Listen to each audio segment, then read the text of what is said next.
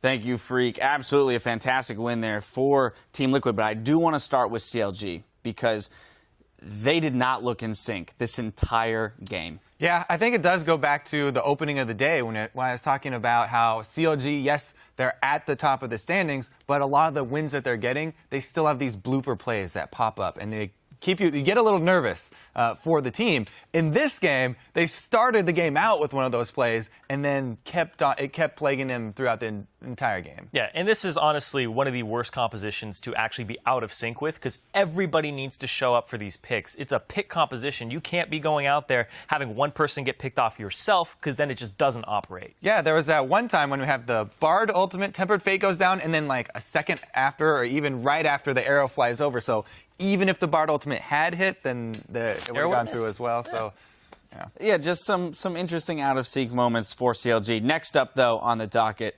Phoenix Azir. Go. Give that man a raise. Go. Exactly. Right? Scream Phoenix is here. Oh, that was insane. That was ridiculous.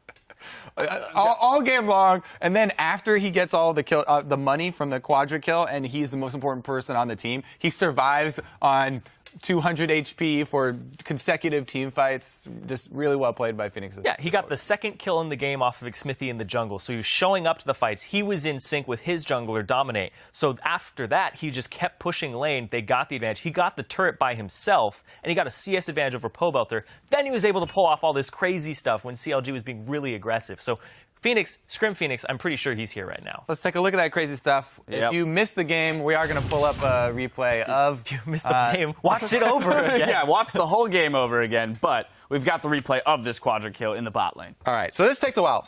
Let's roll the clip here.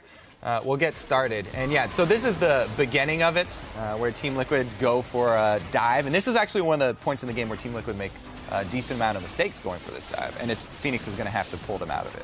Yeah, CLG actually capitalizes on the mistake fairly well. You see Zion, he wants to dive in. His Narvar just wasn't there when his flash went up. And then they just part the Red Sea, and he goes straight by.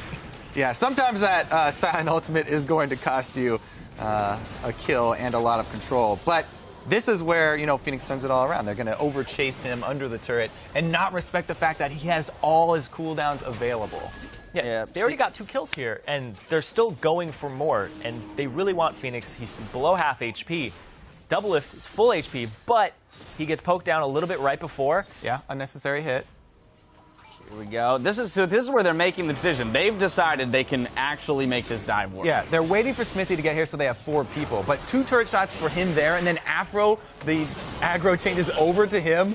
Even though Phoenix sort of misses his dash, doesn't go through anyone, that ultimate changes the entire. After a demoralizing dive like that, after you just had your comeback play.